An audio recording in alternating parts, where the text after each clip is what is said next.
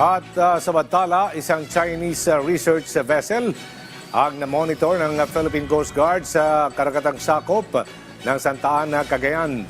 Ayon kay Philippine Coast Guard, spokesperson for West Philippine Sea, Commodore J. Tariela, agad na nagpadala ng PCG aircraft si Admiral Ronnie Hill Gavan para magsagawa ng Maritime Domain Awareness Patrol kung saan na-monitor ang presensya ng naturang barko.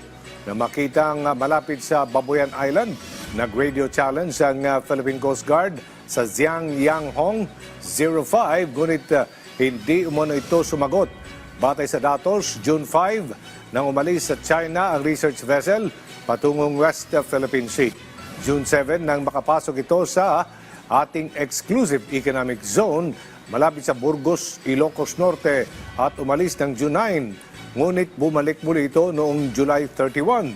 Nagsagawa umano ito ng halos 22 araw na research sa Pacific Ocean malapit sa Guam.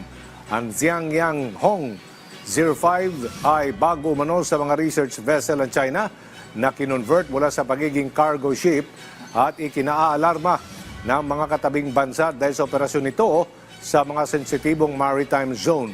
Pagtitiyak ng Coast Guard, magpapatuloy kanilang maigpit na pagbabantay sa ating mga teritoryo.